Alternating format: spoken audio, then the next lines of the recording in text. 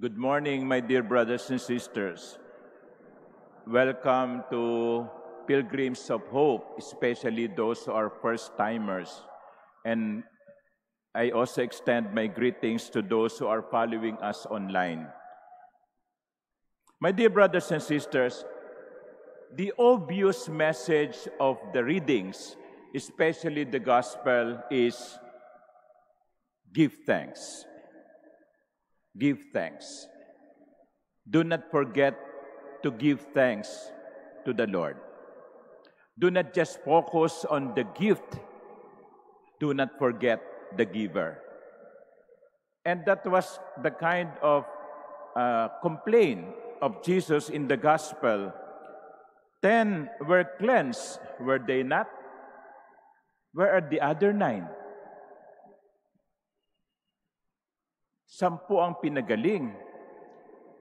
Isa lang ang bumalik para magpasalamat. In other words, the Lord is expecting us to be grateful for the benefits, for the blessings that we receive. We are being reminded of that. And that is the reason, I hope, that is the reason why you come here. You come to the church every Sunday, not simply to ask for blessing, but to give thanks for the blessings that you have received. Bakit ba kayo bumabalik-balik sa simbahan?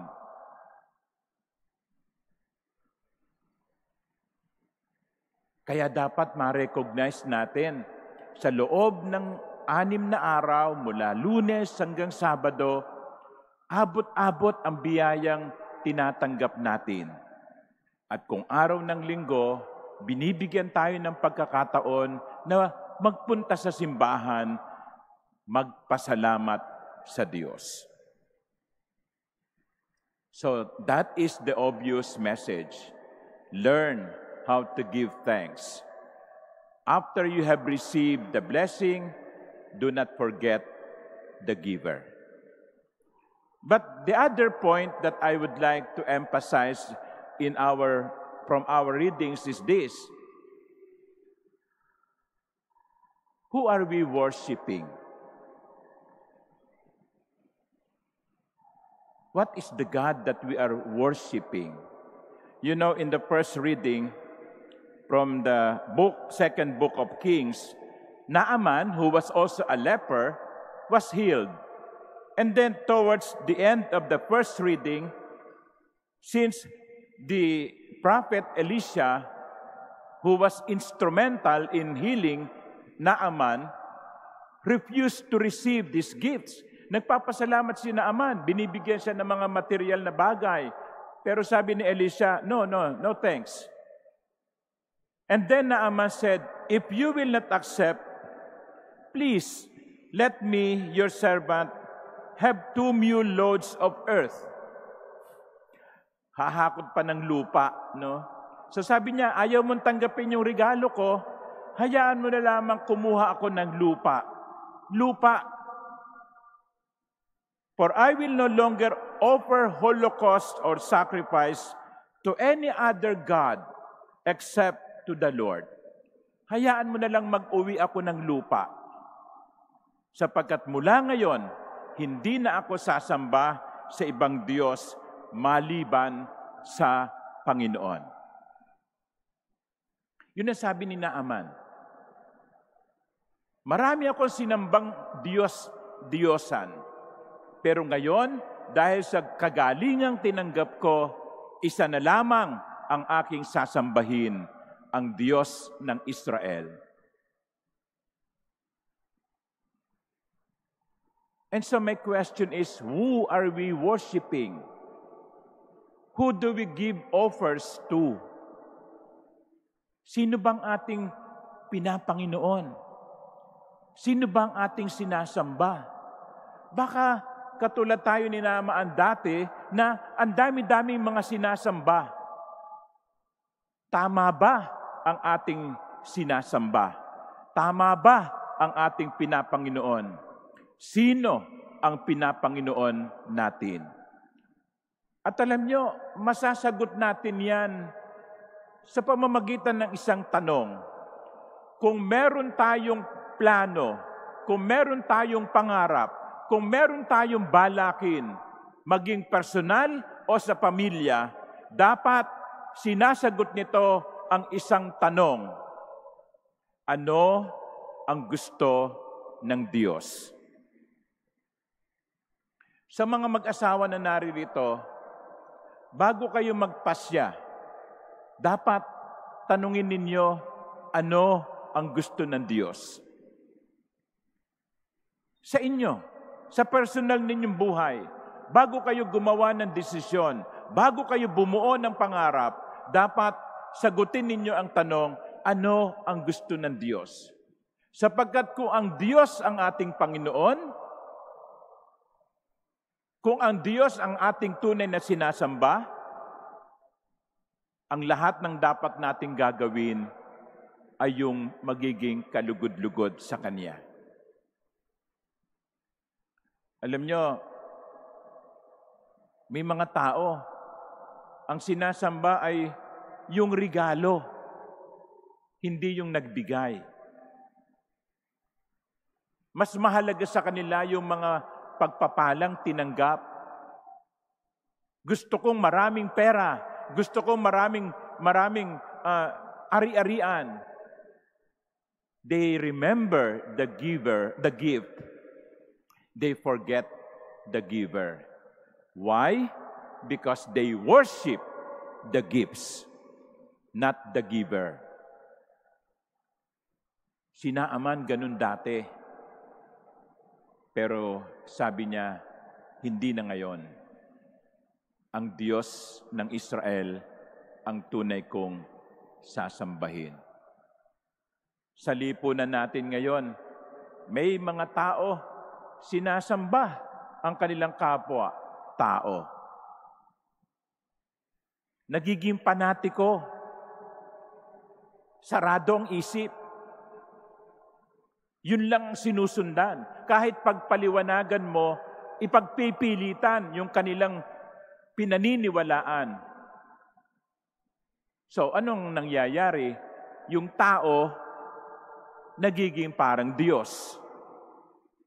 At nakakalimutan yung lumikha sa tao. Let us not forget, we only have one God to worship. God, the Trinitarian God, who was revealed to us by Jesus, the Father, the Son, and the Spirit. Yun lang. Wala nang iba. Maging katulad tayo ni Naaman, iniwan ang mga Diyos-Diyusan, sinamba ang tunay na Diyos. The second point that I would like us to reflect on is this. Let us not put God in a box. Let us not put God in a box. Alam niyo kasi tayo kumisan, gusto natin tayong maging Diyos eh. Kaya minsan sinasabi, Lord, ganito po, ganito po. Sana po ganito. So dinidiktahan natin ng Diyos. Hindi. Hayaan natin ang Diyos na maging Diyos. Tingnan ninyo, sino ang pinagaling ng Diyos? Si Naaman. Hindi Israelita. Isang dayuhan. Sa Ebanghelyo, sino ang pinagaling ni Jesus? Isang Samaritano. Hindi Israelita. Isang dayuhan. Katunayan, isang kaaway. Bakit? Yun ang gusto ng Diyos eh. Marunong ka pa sa Diyos. Sa buhay natin, kumisan ang Diyos kikilos sa mga paraan na hindi natin inaasahan. We pray for this and the Lord will give us something else.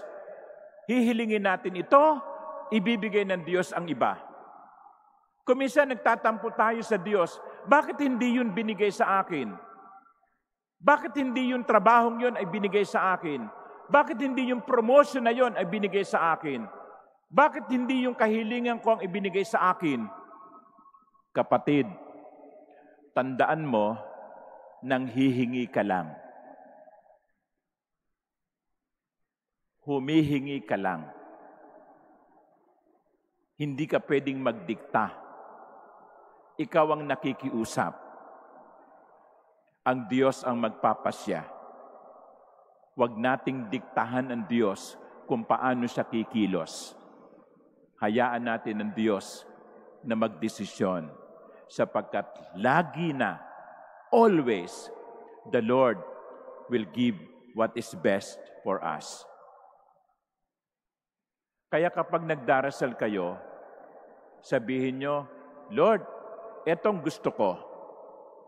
Pero, bahala ka na. Yun ang tamang dasal. Eto ang gusto ko. Pero, bahala ka na. Sapagkat, lagi na ang ibibigay ng Diyos ay hindi kung ano ang gusto natin, kundi kung ano ang gusto niya. And every time that He gives us, it is always what is best. So mga minamahal kong kapatid, magpasalamat. Huwag nating kalimutang magpasalamat. Sa umaga, paggising, sabihin natin, salamat po, Panginoon, at hindi ako binangungot at namatay o inatake habang natutulog. Salamat po at ako'y gising. Pagtulog ninyo mamayang gabi, salamat pa rin sa mga nangyari sa buong maghapon. Kapag may binigay, kapag may tinanggap, magpasalamat. Kapag may hindi ibinigay, magpasalamat pa rin. Huwag magtatampo kung hindi ibinibigay. Ikalawa, sambahin natin ang tunay na Diyos. Wala tayong pwedeng ibang sambahin na magliligtas sa atin. Hindi tayo ililigtas ng ating kapwa-tao. Hindi tayo ililigtas ng ating pagiging panatiko. Hindi tayo ililigtas ng mga material na pagbapala. Ang Diyos lamang ang magliligtas sa atin. At pangatlo, hayaan natin ang Diyos na maging Diyos. Let us allow God to be God, and let us open ourselves to the ways of God. Amen.